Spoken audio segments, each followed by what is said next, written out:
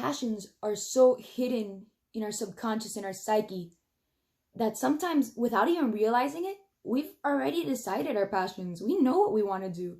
And it's just actualizing it and really bringing it to the forefront of our minds and realizing, like, hey, this is my purpose.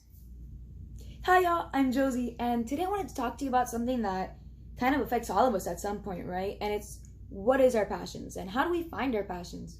You know, what is that thing that's going to keep us moving, that's going to keep us thriving, that's going to keep us energized, that's going to make us want to do better and build something and make something that's going to last? What's going to make us happy? What's going to fulfill us, you know?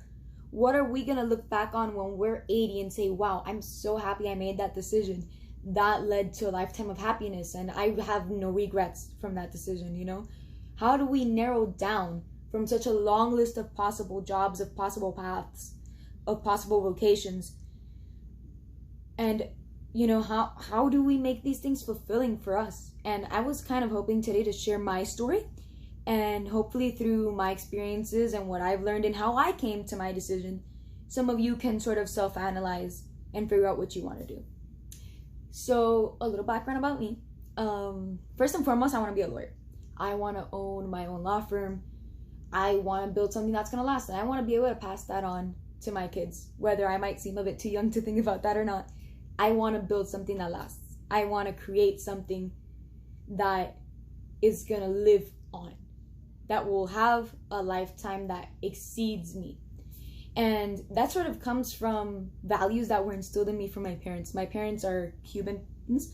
My dad was a Cuban immigrant. He came here to the United States in 1969 at 10 years old, you know, and my mom was born here, but her parents came here as well. They're Cuban immigrants, and they also came in 1969 coincidentally.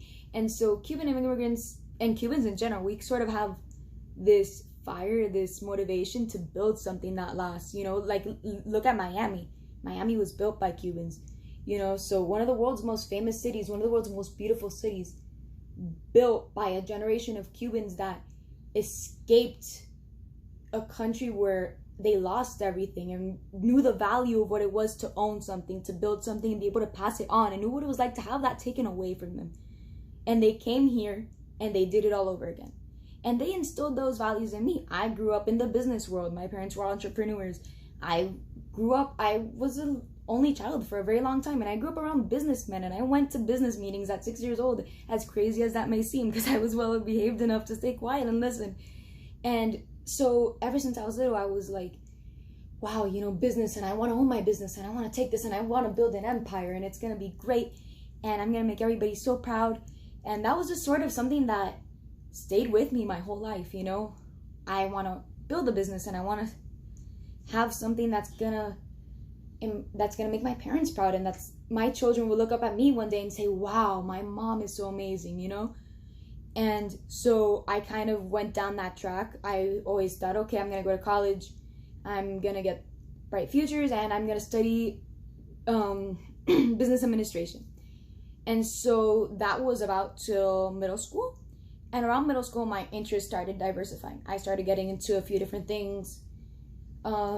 Photography, video editing, drawing, and especially educational things. I started reading a lot of the classics, Macbeth, Beowulf, the Odyssey, the Iliad, a lot of Greek stuff. I was a bit of a Greek mythology nerd. And so I started exploring, and I ended up finding a lot of legal videos. I ended up finding cold case shows. I ended up finding true crime and all these different things. And I found myself really intrigued by the legal aspects of shows, as well as obviously the whole details, like, oh, who did it? You know, who committed the crime? It's unsolved. It's been 50 years and nobody knows yet. But really the legal aspects are what interested me. I watched the entire O.J. Simpson trial in middle school. I watched the videos of that trial completely on my own, because I found it so fascinating. I found that case so thrilling. And not even that, but just the procedural aspects of the case, all the issues that went on, like with Judge Ito and the situation with his wife, and how his wife claimed to have not known Officer Furman, on the paper. as well as the whole issue with entering evidence and the glove. And so I found myself really enthralled by these little technical aspects. I found myself getting into politics.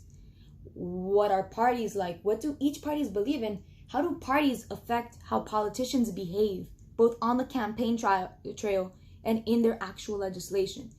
And particularly, what set me off was this one YouTube channel. It's called Legal Eagle. And they made all these different types of videos. They'd analyze movies for legal accuracy and shows, and he'd talk about actual legislation.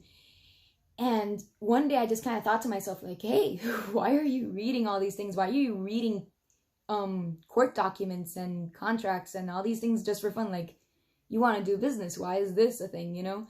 And I sort of started self-analyzing, and I realized I really like law. And I could definitely picture myself in front of a judge and pleading my client's case and saying, no, Your Honor, my client is innocent because of XYZ. And this is why you should let them go. And it started becoming such an appealing idea in my head. And it sort of was something that I kind of pushed aside for a while. And it just sort of kept popping up and popping up and popping up. And so I took another step back.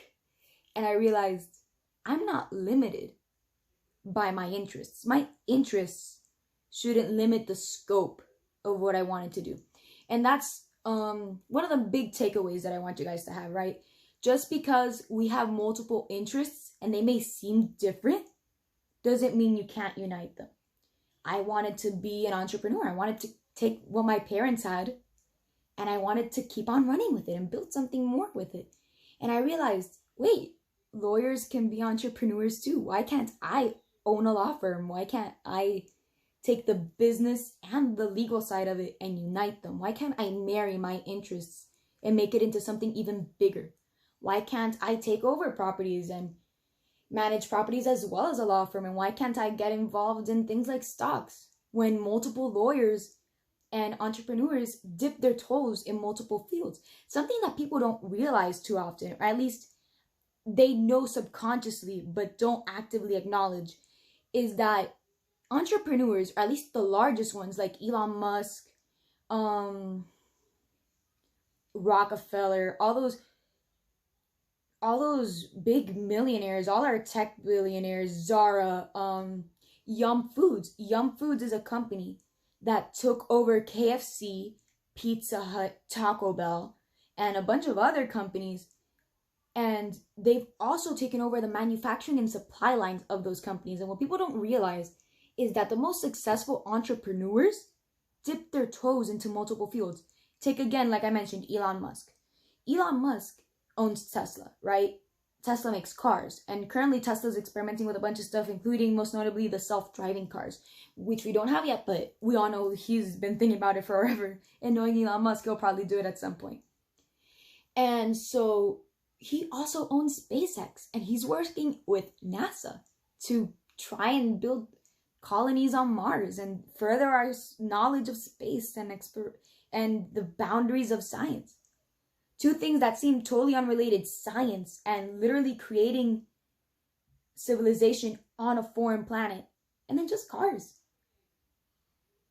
And so he's married these two interests of his into one person, one interest, one gigantic company, a conglomerate, if you will, although I'm not sure if that's the right word for me to use right now. And it's probably not, but the point is, he married these two interests and he created it into something huge.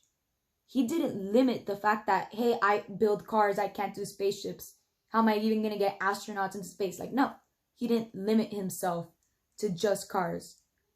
He expanded his worldview. And even Donald Trump, whether you like him or you don't, you need to acknowledge the fact that Trump has owned multiple different types of businesses and that he is wealthy because he has diversified his portfolio. He has realized that through different means, he has been able to expand his wealth. Same with Elon Musk, same with Mark Zuckerberg, and even fashion companies. And like I mentioned, Yum Foods doesn't just make food. They don't just own KFC and Taco Bell and Pizza Hut, and it's just like, oh yeah, we make the food. No, they own the manufacturers. Yum Foods is self-serving. They own the farms where they get the milk for their cheese.